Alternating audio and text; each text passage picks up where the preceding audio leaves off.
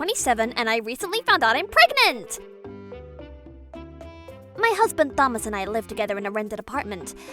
And when my baby bump started to show, I decided to leave my job and become a stay-at-home mom. Luckily, Thomas works from home, and whenever I'm not feeling well, he's always quick to help out with housework. He's kind, dependable, and honestly, I feel like the luckiest woman alive, especially now that we're expecting our first child. But there's one thing that really bothers me. Thomas's older brother and his wife. They're total train wrecks. Let me take you back to our wedding day. Before the ceremony, we were supposed to have a little family introduction session in the waiting room with both sides of the family. But why isn't she picking up? Ugh! He's not responding to my texts either. What the hell are they doing? That was Thomas's parents, panicking as they kept trying to reach his brother, James, and his wife, Sarah. We were way past the scheduled time for the introductions, and they were still a no-show, ignoring calls and texts. We can't wait for James and Sarah any longer. We have to start without them. You're right. Paige, to you and your family, we are so sorry. Truly, we can't apologize enough. Thomas and his parents kept bowing and apologizing over and over to me and my family. It was honestly heartbreaking. After the ceremony ended and the reception began, I walked in as the bride to my entrance music, only for the reception doors to suddenly fly open. Whoa, that was close. We totally overslept, but I guess we made it in time. Whew, looks like the party's just started. Guess we're good. James and Sarah barged in, shouting louder than the music, laughing as they made their way to their seats like nothing had happened. You gotta be kidding me. What do you mean, we're good? James, Sarah, step outside now! Thomas's parents stood up, furious, and pulled the two of them out of the hall. I'm guessing they got a serious talking to because when they came back in a few minutes later, they looked all sulky and quiet. They joined the reception like nothing happened, and after it ended, they bowed and apologized in front of me and my family while being closely watched by Thomas's parents. That's just the kind of people James and Sarah are. They're super careless with time and money, constantly inconveniencing the people around them. They're terrible at keeping others in the loop, and every time they mess up, they get scolded by Thomas's parents, pretend to be sorry for a minute, and then go right back to their usual nonsense. Ugh, total headache. The following year, something even more unbelievable happened.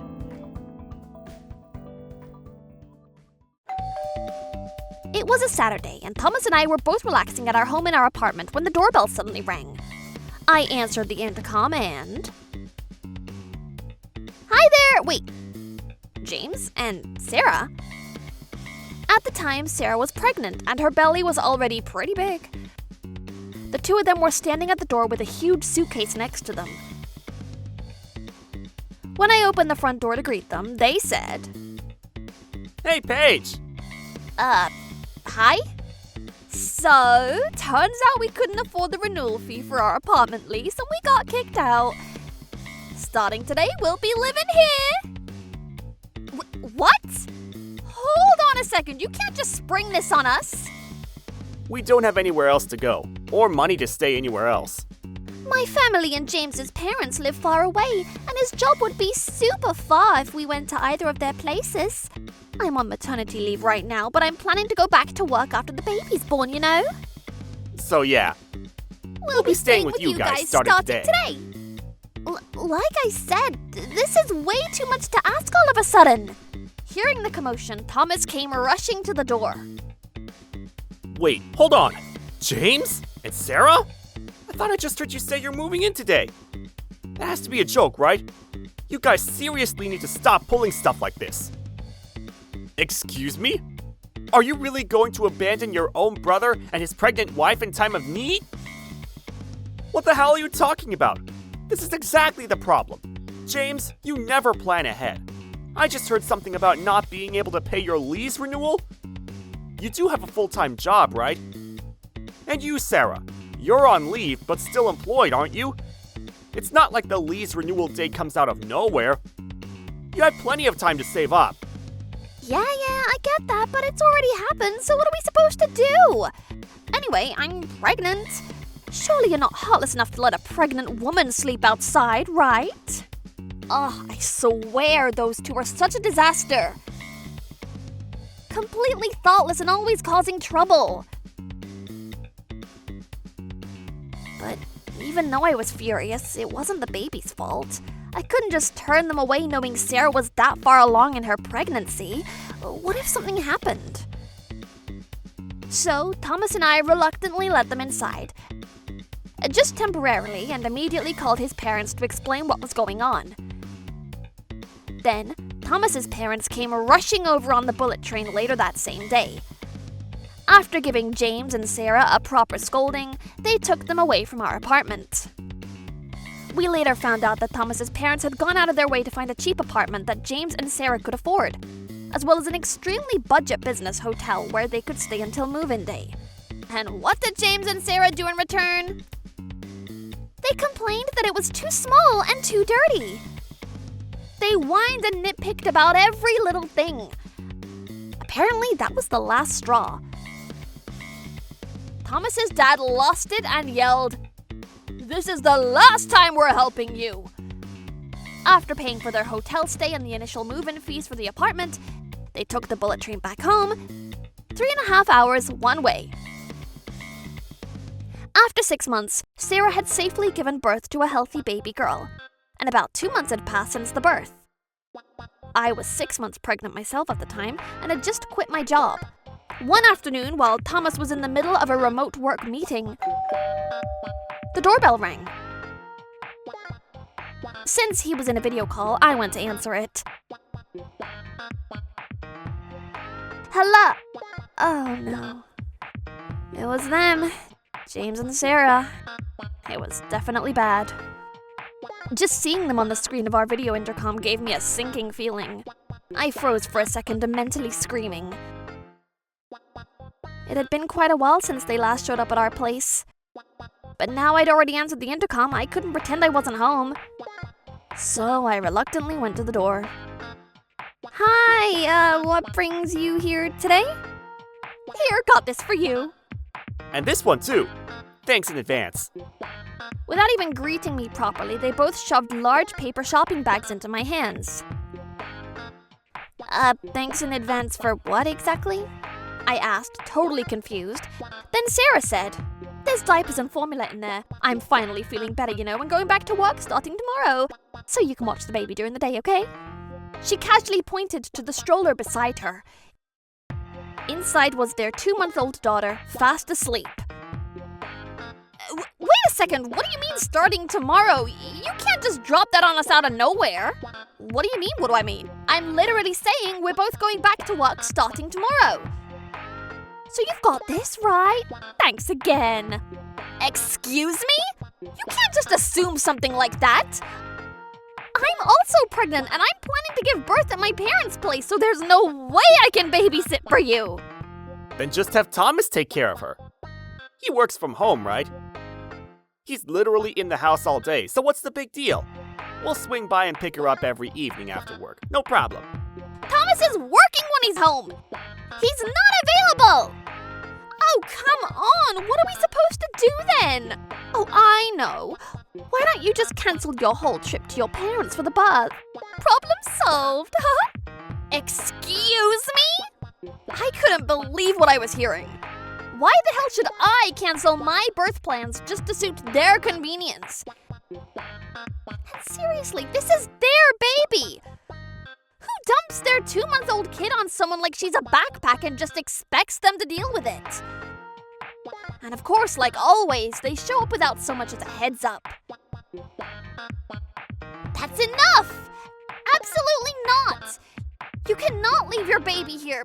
Please leave now! What? But I have to start work tomorrow. What do do you expect us to do? She's a newborn. I can't just leave her home alone. Don't you feel sorry for her? I mean, you're her aunt. That's rich coming from you. Aren't you her parents? The answer is no. We are not an option. Goodbye. Wait a second. If you won't babysit, then at least help pay for daycare. Yeah, that's the least you could do. Are you freaking kidding me right now? I was so far beyond shocked. I couldn't even form words. They seriously expected me to hand over money because they couldn't get their acts together? I was done, just done. So I slammed the door shut. For a while they stood outside, banging on it and yelling who knows what, but I didn't even bother responding. Just ignored them completely. Eventually they must have given up because things finally went quiet and they left. Or so I thought. The next morning, I opened the front door to take out the trash since it was garbage day and I froze. You've gotta be kidding me! Right there in front of our door was a baby stroller. Inside was their 2-month-old daughter fast asleep. On top of her blanket was a handwritten note. Please take care of her from today. I was speechless. This was beyond irresponsible. This was insane. What kind of people do this? They're not parents. They're just... I don't even have words. I immediately called Thomas over and told him what had happened. Then we phoned his parents. That evening, our doorbell rang. Coming! I called out, heading to the door. As I opened it, "Hey, we're here to pick up our little one," Sarah said cheerfully. We'll be back again tomorrow morning. Oh, and if you run out of diapers or formula, just buy more by yourself, okay? Excuse me? Buy it yourself? Huh? Mother? Huh? Dad? You're here too? From the back of my house came my father-in-law, followed by my mother-in-law holding Sarah and James's baby. Thomas was right behind them. I am the one that called parents. It was the obvious thing to do. What? Why would you rat us out like that? Wait a second. Shut your mouth! When Sarah got married, she said she cut ties with her parents. But I spoke with them anyway. So your mother and I have decided that we're gonna raise this child. There's no way you two can handle it. It's just cruel to let this baby grow up with such irresponsible parents. Why? I'm the one that gave birth to her! Being a mother is not just about giving birth. If you don't understand that, then you don't deserve to call yourself one. Abandoning a 2-month-old outside? Absolutely unforgivable. No, this can't be. Think about it. Realistically, there's no way you two can raise a child right now. What the hell are you talking about? You're living in an apartment I leased under my name. I already told the landlord you're being evicted. You've got a few days left, and then you're out. What? Wait a second, then where are we supposed to live? You two are adults. Figure it out yourselves. But we don't have any money. Sarah's on maternity leave, and we've got no savings. This is your fault for not planning ahead. You blew through your money without thinking. This is what you get. Hopefully this will teach you a lesson. Hey, Thomas, Paige, you two take responsibility and let us stay here. Excuse me? Yeah, if you two had just taken our baby when we asked, none of this would have happened. Yeah, no. Paige and I are moving out too. Wait, what? You know, our dad, he retired recently, right? Well, we used your retirement payout and our savings to buy a new, much bigger apartment. Not here, somewhere else. You bought an apartment? Yep. The truth is, we'd been planning to live together with my in-laws for a while now. We'd already started getting ready to move secretly, of course. We just didn't tell Sarah and James a thing. Why? Because if Thomas and I kept living here, those two might just pull the same old stunt again. They'll be like, "We've got no money and nowhere to live, so let us crash at your place, lol." Yeah, no thanks. The only reason we hesitated was the baby. We were all genuinely worried whether those two could raise her properly. But in a way, Sarah and James abandoning the baby at our doorstep ended up being the perfect wake-up call. It made it crystal clear that they're not fit to be parents. That's what helped my in-laws make the decision to raise the baby themselves. Wait a minute, where's this apartment? Tell us now! We'll come live there too! Do you really think we tell you where it is? Come on. And while we're standing here talking, time's ticking, you know? Just a few more days till you two are officially homeless. Finding a place to live with no money, yeah, that's gonna be rough. But hey, good luck with that! Anyways, bye now! Wait, please, we're sorry! Yeah, we were wrong. We get it. Please don't do this to us! We're so sorry! Just as the two of them dropped to their knees and bowed their heads, I calmly shut the front door and locked it. A moment later, we could still hear James and Sarah outside bawling, "We're so sorry!" Since they were disturbing the neighborhood, I called the cops immediately. After the police took them away, everything went back to peaceful silence as if nothing had happened. Later, I heard Sarah and James desperately scramble to find the new place to live. But with no money and personalities like that, no one was willing to let them crash. On the day they got kicked out of the apartment, they apparently showed up at our old place again, hoping to beg us to let them move in. They were screaming at the door, "Please let us stay with you," but too bad. We'd already moved out by then. Oopsie! In the end, Sarah and James ended up building a cardboard house by some riverside. Yep, that's where they started living. They commuted from their little river hut to work every day at first. But then, of course, they started blaming each other. "This is all your fault," and got into massive fights every single day. Less than a week later, both of them got sick, started missing work constantly, and eventually they were both forced to quit. Totally broken mentally, physically, emotionally, they finally gave in. They agreed, without protest, to let my in-laws legally adopt their baby, and just like that, they got divorced. James stayed by the river while Sarah went off in search of somewhere, anywhere where she could live. But not long after that, James was arrested for snatching someone's wallet and injuring them in the process. On the other hand, Sarah got caught trespassing on private property, trying to steal vegetables from somebody's backyard garden. Yep, both of them got arrested and now they're each living in separate jails. Word is they cry every day in their cells, sobbing, "How did it come to this?" But apparently they look like total zombies now. Unrecognizable from how they used to be. Honestly, they brought this all on themselves. Anyway, as for me, after spending a peaceful few months in our beautiful, spacious new apartment with my in-laws, Thomas, and our sweet little niece, I went back to my hometown and gave birth to a healthy baby girl. Now we're back home, the 6 of us living happily together in our cozy apartment. Oh, just the other day, the 4 of us, including me, Thomas, and my in-laws were sitting down for dinner. Dinner's ready, everyone! Wow, it smells amazing! Mom, you're such a good cook. Aw, thank you. I made something low sugar and low oil since you're breastfeeding, Paige. Ooh, lucky you, Paige. I actually prefer healthier meals. Phew, finally done with work. Something smells good. Oh, hey, Thomas, welcome back. I was just about to come call you from the office. All right, let's eat, everyone. Bon appetit.